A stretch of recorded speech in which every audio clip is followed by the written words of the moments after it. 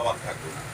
কিন্তু তারপরও আমরা যদি একজন মানুষের কাছে একবার যাই আর ওই আরো জনের কাছে যদি 5 বার যায় প্রভাব কোনটা পড়বে? 5 বার। এই জন্য আমাদের পলিসি হলো আমরা জানুয়ারি পর্যন্ত 5 বার যাবো। এটা আপনাদের সকলের দায়িত্ব। কারণ আমরা যে সংগঠনকে মহব্বত করি, যে সংগঠন বিজয়ী হইলে দেশের বঞ্চিত নিপীড়িত মানুষ সুবিধা পাবে এবং যে সংগঠন বিজয়ী হলে জুলাই 24শে জুলাইয়ের আকাঙ্ক্ষা বাস্তবায়ন হবে, যে সংগঠন বিজয়ী হলে বৈষম্য দূর হবে।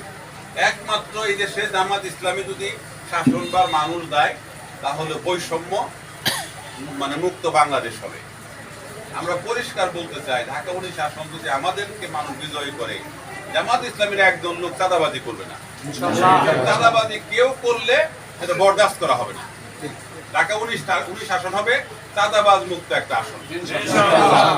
আমরা এই ঘোষণা সকলের কাছে দিচ্ছি এবং এই আসনে 19 আসনে সকল ধর্মের মানুষ তার ইবাদত বা তার আচার অনুষ্ঠান নির্বিঘ্নে পালন করবে। সেখানে কেউ বাধা দেওয়ার মতন কেউ থাকবে না। বাংলাদেশ এবং ঢাকা 19 আসন হবে একটি শান্তিপূর্ণ আসন।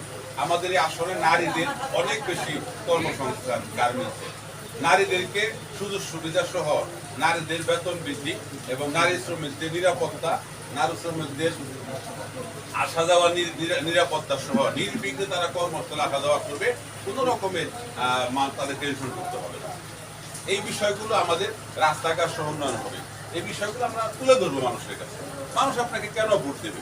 আমরা বলি যে আমরা দুর্নীতিমুক্ত দেশ করবো। কেন করবো? আমাদের দুজন মন্ত্রী ছিল, তারা দুর্নীতি করে নাই। এটা একটা ভালো কথা। তারা ভালো কাজ কি করছে সেটা বলেন।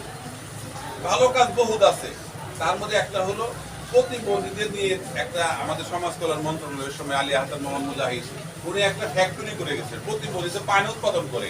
জানেন তো আপনারা পানির নাম জানেন তো? মুক্তা পানি। এই যে মুক্তা পানি, এই মুক্তা পানি কিন্তু জামাত ইসলামী যখন সেক্রেটারি জেনারেল যখন সমাজ কল্যাণ মন্ত্রী, তখন এই পঙ্গু প্রতিবন্ধী লোকদেরকে দিয়া এখনো ফ্যাক্টরি চালু আছে তাদের মাধ্যমে, যারা মানুষের কাছে হাত পাতত, রাস্তাঘাটে ভিক্ষা করতো, তাদেরকে নিয়ে তাদেরকে সম্পদে পরিণত করছে। তুমি কাজ করো, তুমি বেতন দাও। তুমি আমার 20 টাকা উপার্জন করে দাও, তুমি 10 টাকা বেতন দাও। খুশি তারা, কিন্তু আমার তো এখন হাত পাততে হচ্ছে না। এই সমস্ত ভালো কিছু কাজ আপনাদেরকে তুলে ধরতে হবে। কারণ জামাত ইসলামী যদি কেন রাষ্ট্রীয় ক্ষমতা দিতে পারে, তাহলে যারা রাস্তাঘাটে বিক্ষোভ, তাদের ভিক্ষা করতে হবে না, তাদের সকল চাহিদা পূরণ করা হবে। তার ভিক্ষার প্রয়োজন কি? বাংলাদেশ হবে একটা বিক্ষোভ মুক্ত বাংলাদেশ। মানুষের কাছে বলতে হবে, গণতন্ত্রদের বলতে হবে। প্রিয় ভাইরা, আমরা আগামীকালকে একটা ইউনিয়ন